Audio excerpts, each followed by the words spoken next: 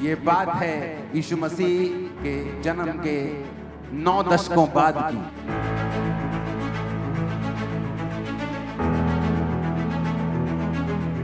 जब यूहन्ना को मारने का फैसला हुआ तो उसको बुलाया गया और उसको जलते हुए तेल में डाल दिया गया।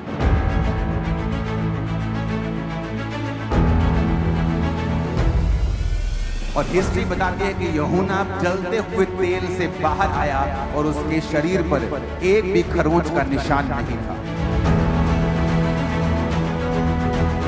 अब उसे यीशु मसीह के दर्शन होते हैं और यीशु मसीह उसे दिखाई देते हैं और उसे कहते हैं जो कुछ तू देख रहा है उसे लिख ले। ये बात है यीशु मसीह के जन्म के 9 दशकों बाद की। मैं यूहन्ना जो तुम्हारा भाई और यीशु के कलेश और राज्य और धीरज में तुम्हारा सहभागी हूं, परमेश्वर के वचन और यीशु की गवाही के कारण पतमुस नामक टापू में था। ये वहां पर इस वचन को लिख रहा है जिसका नाम है पतमुस। और ये पतमुस नामक जो टापू है ये 50 मील यानी 80 किलोमीटर दूर है जहां ये यूहन्ना रहता था। जब रोमी अंपायर ने यह देखा कि जो यूहन्ना है इसका इन्फ्लुएंस बढ़ रहा है, उनको धर्म से मतलब नहीं था लेकिन उनको पॉलिटिकल मतलब था कि यूहन्ना का जो लोगों के ऊपर इन्फ्लुएंस है वो बहुत ज्यादा है। लोग यूहन्ना की बात बहुत ज्यादा मानने लगे थे। उन्हें मालूम था ये परमेश्वर का सच्चा दास है, तो लोग जो पॉलिटिकल लोग थे वो उससे भय खाते थे और उन्होंने फैसला किया कि हम यूहन्ना को मार देंगे। और जब यूहन्ना को मारने का फैसला हुआ तो उसको बुलाया गया और उसको जलते हुए तेल में डाल दिया गया। और हिस्ट्री बताती है कि यूहन्ना जलते हुए तेल से बाहर आया और उसके शरीर पर एक भी खरोंच का निशान नहीं था। और वो जब नहीं मरा तो उससे वो डर गए और उसे पतमुस नामक टापू के ऊपर छोड़ दिया गया। ये पतमुस नामक टापू आज के देश जो आज जहां पे है उस देश का नाम है ग्रीस। और वहां उसलिए लोगों को छोड़ दिया जाता था कि वो लोग वहां जाएं और वो भूख से मर जाएं। तो इसलिए कि यूहन्ना को वहां पे डाल दिया गया कि हम इसको वैसे मार नहीं पाए तो ये अपनी मौत वहां पे मरे। और उनको मालूम था कि कुछ ही हफ्तों और महीनों में यूहन्ना वहां पे जाएगा क्योंकि वो बूढ़ा हो चुका है। तो वो वहां पे क्या कर लेगा, कितनी की मछली पकड़ लेगा, कितना काम कर लेगा, क्या वो खाएगा, कुछ नहीं। तो उन्होंने इसलिए कि ये मर जाए उसको पतमुस नामक टापू के ऊपर छोड़ दिया। उन टापू में थोड़ी सी पॉपुलेशन पर यूहन्ना ने प्रचार किया और जहां यूहन्ना को मर जाना चाहिए था भूख से, उसी टापू के लोग उसे खिलाते रहे। उसके चेले वहां पे खाना भेजते रहे। कुछ चेले वहां पे गए इंक लेके, पेन लेके जो वहां तब के होते थे, खाना लेके, और जो कुछ यूहन्ना ने उन्हें लिखाया उसने वो लिखा। यूहन्ना जिंदा रहा, 18 महीने बाद फिर वापस लौट आया और फिर अपनी पूरी उम्र भोग कर वो मरा और परमेश्वर में सो गया।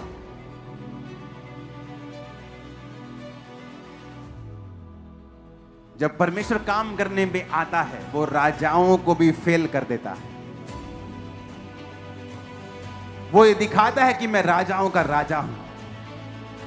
ये हुकूमतें जो चला रहे हैं मैं इनके ऊपर हूं जो हुकूमत चला रहा हूं। 10 आयत में लिखा, मैं प्रभु के दिन आत्मा में आ गया और अपने पीछे तुरही सा बड़ा शब्द ये कहते हुए सुना, जो कुछ तू देखता है उसे पुस्तक में लिखकर 7 कलीसियाओं के पास भेज दे, अर्थात Ephesus, Smyrna, Pergamum, Thyatira, Sardis, Philadelphia, Laodicea. ये 7 कलीसियाएं आज तुर्की में मौजूद हैं। तब मैंने उसे जो मुझसे बोल रहा था देखने के लिए अपना मुंह फेरा और पीछे घूमकर मैंने सोने की 7 दीवटें देखी। उन दीवटों के बीच में मनुष्य के पुत्र सदृश एक पुरुष को देखा जो पांव तक के वस्त्र पहने, छाती पर सोने का पटका बांधे हुए था। उसके सिर और बाल श्वेत यानी वाइट थे, वरन पाले के समान उज्जवल थे। उसकी आंखें आग की ज्वाला के समान थी। उसके पांव उत्तम पीतल के समान थे जो मानो भट्टी में तपाया गया हो, और उसका शब्द बहुत जल के शब्द के समान था। अब उसे यीशु मसीह के दर्शन होते हैं और यीशु मसीह उसे दिखाई देते हैं और उसे कहते हैं जो कुछ तू देख रहा है उसे लिख ले। जब उसने देखा तो उसने क्या देखा? बाल श्वेत यानी वाइट हैं, जो बुजुर्गी को, समझदारी को दर्शाता है। हम बोलते हैं ना कई बार, यार तेरे तो बाल चिट्टे हो गए, हुण तां अकल दी गल कर ला। यानी जब बाल वाइट हो जाते हैं तो वो बुजुर्गी को, समझदारी को दर्शाता है। तो परमेश्वर के बाल जब देखे गए तो वो वाइट थे, उज्जवल थे, यानी वो समझदार है, वो बुद्धिमान है। उसकी आंखें आग की ज्वाला के समान थी।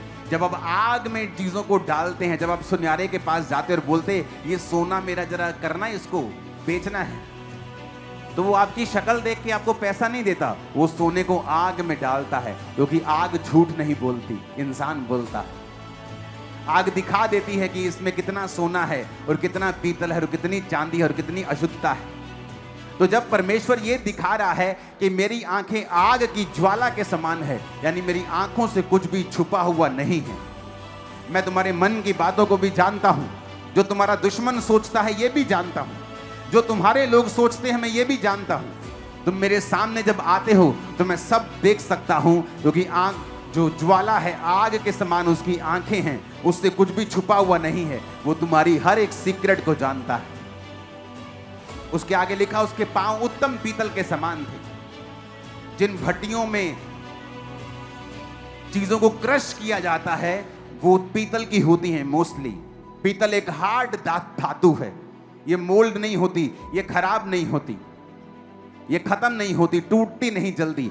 तो जब पांव पीतल के समान है, इसका मतलब न्याय भी है, इसका मतलब मजबूती भी है। और जिस जगह उसने परमेश्वर के दर्शन को पाया था, वो जगह आज भी वहां मौजूद है और दुनिया भर के सैलानी वहां जाते हैं हर साल। ये ग्रीस में आज भी मौजूद है। अब यहां पर इस जगह के ऊपर परमेश्वर उसे दर्शन दे रहा है, और उसे वो दे रहा है जो आज तक हिस्ट्री में कभी किसी को नहीं मिला था। जो आज तक जब से धरती बनाई गई थी वो बातें किसी मनुष्य को नहीं बोली गई थी, जो यूहन्ना को इस जगह के ऊपर बताई गई।